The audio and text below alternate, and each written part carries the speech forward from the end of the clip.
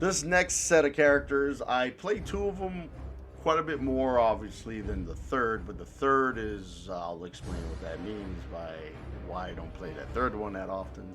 But one of them primarily the most. And we're going to talk about my hunters.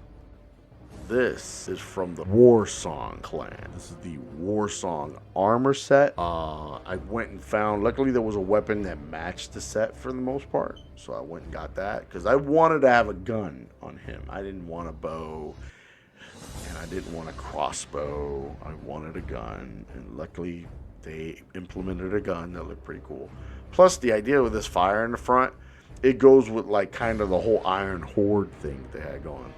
Now, the one thing, and I had pointed this out on the other videos, and I pointed it out now, is that they did allow the ability to do independent shoulders on the Transmog. It used to be whatever the two shoulders were, that's what you had. That was the Transmog. Bam. That was it.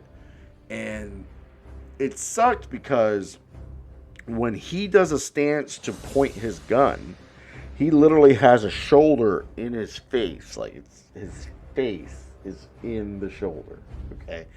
Like, his face is in that goddamn shoulder. And I'm like, this is just, like, I love the armor set, but come on.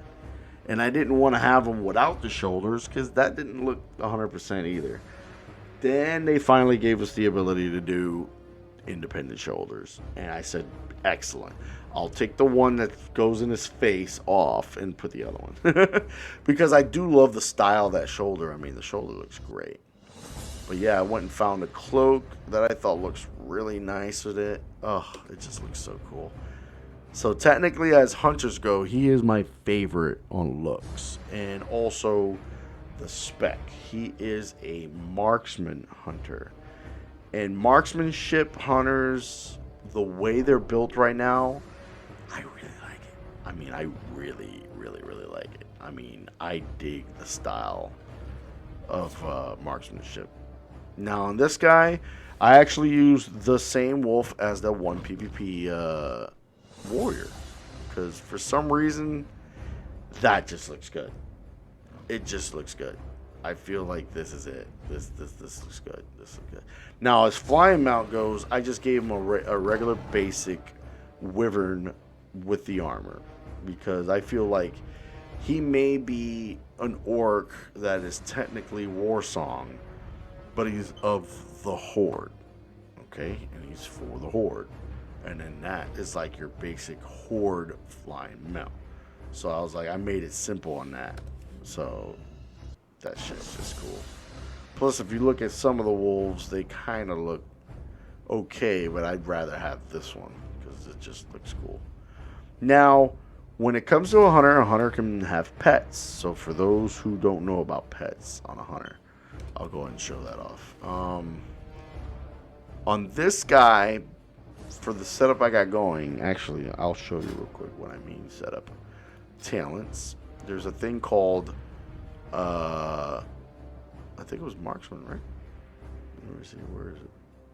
Oh, no, it used to be a talent. Let me take that back. I'll take that back.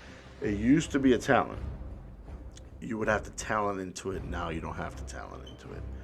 But what it would be is, just so long you didn't have the pet out, you got an ability called Lone Wolf, which damage dealt was increased by 10%.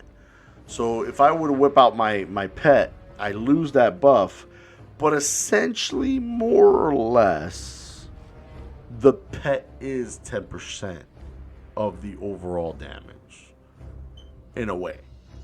So I'm not saying it's always 10% of the damage, but it's like it. But I don't normally have the pet out, but unless I'm going to fight something that has, like, you know, a bit of health, I got this wolf right here. Oh, he looks so cool. Look at all the armor and the big bomb thing on the side. So yeah, I went with this because he's got the flames coming out on the top and all this armor, and then I got the flame coming out on the weapon, and I'm like, yeah, that's just cool. That's just cool. Now, don't get me wrong. They did have it where that particular wolf right there can be a mount. but I didn't feel like it was appropriate to have him as a mount. On this guy, I have him as a pet. I thought it was better to have him as a pet. That's not the only pet I use. Now, technically, I don't use him for, like, let's say trying to defeat a very strong enemy. I went out and got, like, an appropriate pet that had the abilities to really give me all the little tools that I want. So, like, he had good damage reduction ability, but then he also gives me an ability to do my own lust. Now, for those that don't know about lust, okay, so lust is what shamans can do. And then I believe it's called heroism on the shamans on the Alliance side. So you have the Horde has their version, and the Alliance has their version. As the Alliance goes, it has a particular sound that it's hard to describe the sound. But on the Horde side, when someone says, hey, I want you to lust, you literally hear, and I'm going to implement the sound now. I love that sound. I mean, think about it. Sometimes I try to just do it. I just love that shit. So as a hunter, because of this particular pet, I can actually supply that. And what the move essentially does is for you and your team, so you can either be in a party or a raid, and you just give yourself and everybody else an extra 30% haste increase, which is really nice. I mean, especially if you're fighting a particular boss in a dungeon or raid, and you know at a certain point we need to kick up this damage quite a bit to try to like drive it home, like we need to defeat this guy. Then if we didn't have a shaman or a mage, because mages have an ability as well to increase everybody's haste, so it's not just specific to a shaman, you can also be a mage. But if you didn't have a shaman or a mage in your group and you were a hunter, all you got to do is whip out the pet, pop that move, let's get it on. And on this, they call it Primal Rage, so I thought it was a great name on that. Primal Rage. But, like I said, for the most part, when it comes to this guy, like I used to PvP most of the time with this guy.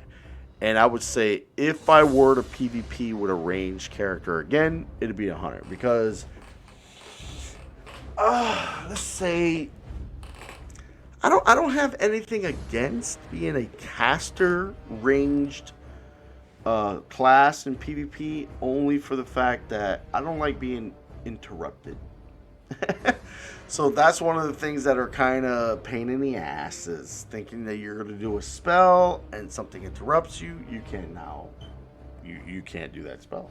And you can't do anything in that school of magic. So yeah, a little tidbit there for anybody that's going to want to play this game.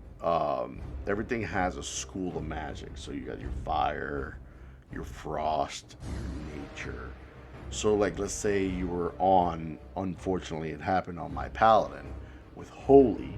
Let's say I'm in the middle of trying to heal a friend and something comes out of nowhere and interrupts me. Now for the duration, I believe it's 5 seconds in PvP. It might be less, maybe 4 seconds. So for that window of time, I cannot do not one holy based move. Anything that involves holy, I can't use it.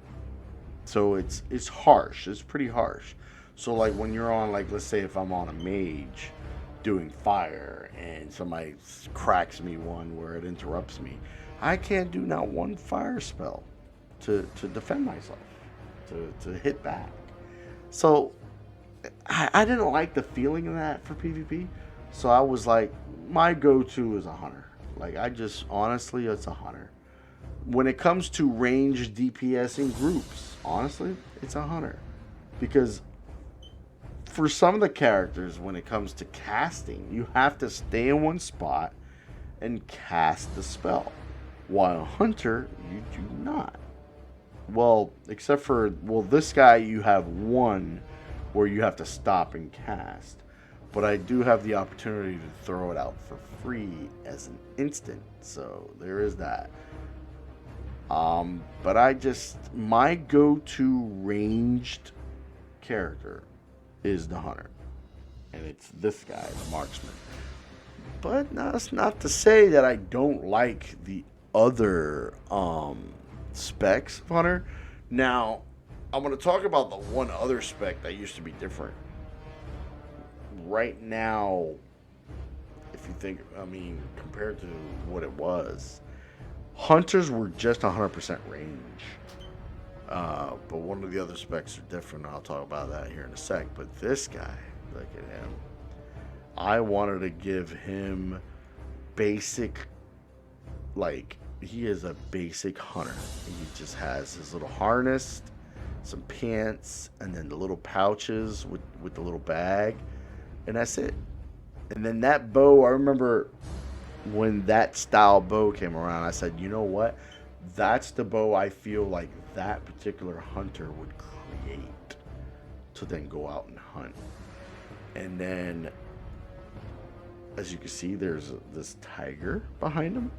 That is the pet that I associate with this spec called the Beastmaster spec. Beastmaster is a good amount of the damage. Why am I crying? What are you crying, bro? A good amount of the damage can come from your pets. And one of the other things with Beastmaster, you actually have the ability to have 2 pets at the same time. So as you can see, I got one tiger here, and then I got a different tiger over there. And I went with the whole cat because I like cats for this guy. Like, I gave him this mount for cats. Oh, look at that. But then with flying, I didn't have any cats that could fly. But since he's a troll, I went with the bats because they do like bats as a troll in a way. So I went with this guy because I managed to get him one day. And I said, you know what? I like his color, and I feel like it'll be good for him as a troll. Now, I just love the basic look of this troll. I mean, he just looks badass. He just looks simple. I love the simplicity of it. It just makes it seem like he's you know, not necessarily a basic bitch of a hunter, but it's nice. Now, one of the other things for those who might think about making a hunter, and let's say you do like animals. I mean, this is a cool way of doing it. You can have animals. One of the other thing is special animals. All hunters can tame a mass amount of different kind of animals. There's so many different animals that they can train and use them. But there are specific ones that not all hunters can do. Only a Beastmaster can do. For example, a Beastmaster can get like a T-Rex. So imagine that. A T-Rex as your freaking pet. And you can have 2 of them if you want it. You know, 2 T-Rexes. I mean, don't get me wrong. They're not going to be huge. They do start off big, but when you tame them, they shrink down a bit. But they're still taller than you know. They're still taller than your character. But imagine that. Like, you're having a T-Rex. So for someone that likes dinosaurs, you can have a T-Rex. For someone that likes a Triceratops dinosaur, you can have that as a pet. And then there's other little special pets. Like, there's some that look like a ghost in a way. They're kind of transparent and stuff like that. So it's pretty unique for a Beastmaster hunter. But yeah, this is the look I got, and like I said, I love the cats, so rawr. I got lucky to get this mount. I really did. That's freaking cool shit. But the next hunter is a combination of stuff. So first off, the spec is called Survival Hunter. Back in the day, Survival was more of the damage per sec kind of character. It wasn't a burst character. So you would put like poison on your enemy and stuff like that. And then later, they just completely went and made a whole different type of hunter with that spec. And what they is, they made him a melee character. They are not a ranged character. They're melee. And then on top of that, for the reason I got this guy, is for cosplay purposes. So I knew there was such a thing as you could make a character look like another character and stuff like that. And one of my favorite NPCs and some of my favorite storytelling within the Legion content within World of Warcraft was talking about an NPC called Hûln High Mountain. So Hûln is H-U-L-N is the spelling of the name. Hûln High Mountain. I am Hûln of the High Mountain tribe. And I use the eagle spear. So that's the other thing. They gave these guys a spear for a melee. And the spear is the weapon he had. So essentially, you're using his weapon. So this was through the pre-purchasing of that expansion. I ended up getting a boost for that. And I said, you know what? I'm going to make me a High Mountain Tarn hunter with the spear. And that guy back there, that's Ekiro. That animal right there is also based on the lore and the story of Hûln High Mountain. See, he's the reason that the High Mountain Tauren have antlers. Because at a certain time, there was a war where there was the demons coming and trying to take over our freaking planet, you know. And he was one of the defenders. He was out there trying to defend Azeroth. And during the battle, he came across this moose. And the moose was a very special moose.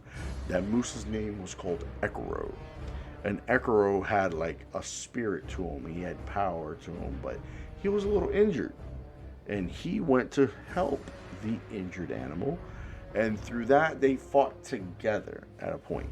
And there was this one demigod who saw what he did. And was like, you know what, man? I'm so happy of what you did there with this special animal that I'm going to grant a blessing on your people. You and your people. And that's where the antlers came in. Because he helped the moose. That guy gave them, the High Mountain Tarn, antlers. So instead of the regular bull horns that they had bull horns. They were like regular Tarn, but they got blessed by them. And because of that, ever since, all of my High Mountain Tarns have antlers.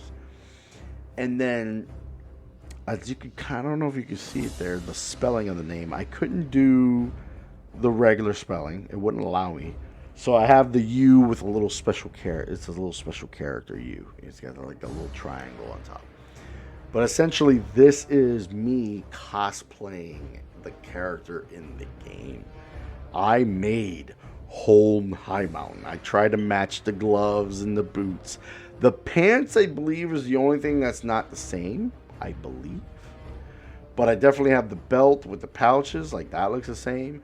I gave him the same war paint that they had. The same color. If I'm not mistaken, that is the same antlers that he would get when he was blessed. And then I went out, once I made the character, I went out to find a white moose. Because that's what that particular specific moose was.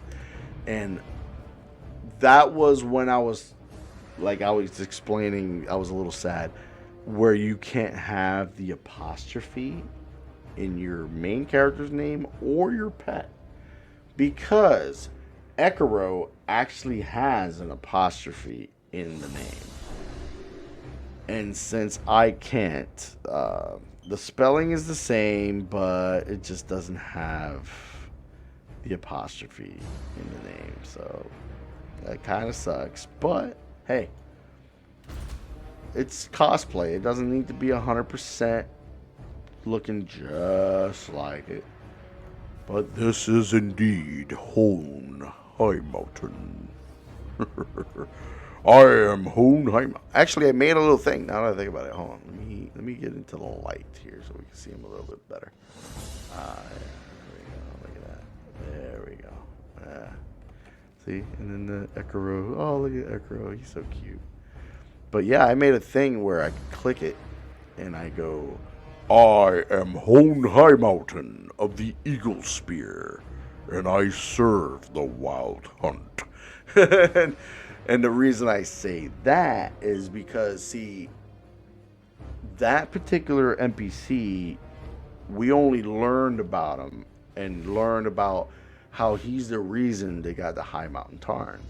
And technically, he wasn't around. He's no longer with us. We were only learning about his past.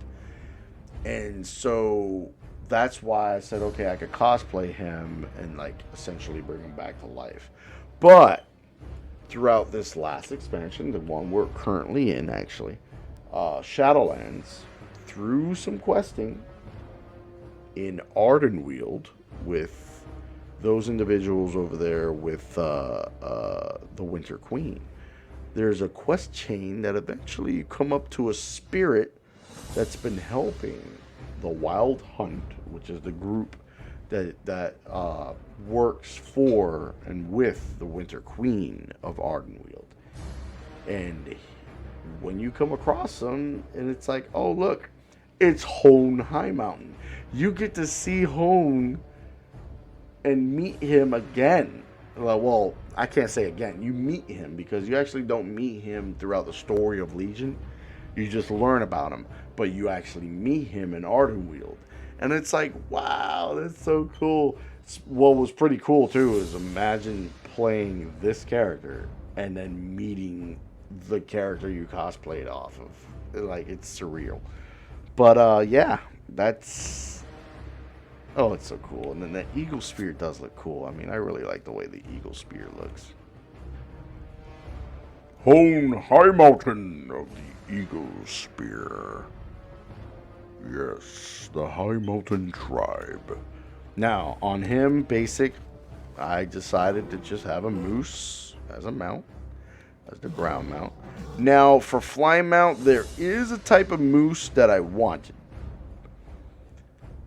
But I just haven't had the drive to go and try to get it. And I believe it's through one of the professions, the secondary professions, called archaeology. And essentially what it is that you get Ekiro, the spirit of Ekiro, as a mount. So that would be pretty cool, is to actually have the spirit of Ekiro as a mount. But haven't gotten that. Haven't planned on pushing to try to get it. But that would have been my flying mount, because that one can fly. But I decided for right now I'm going to use this dragon. Hey, remember that dragon? Yeah, I'm going to use that dragon. I love that dragon anyways. I think that dragon's pretty cool. But since he's part of Ardenweald and the whole thing with life, I figured, yeah, it's still appropriate to have that dragon, if you ask me.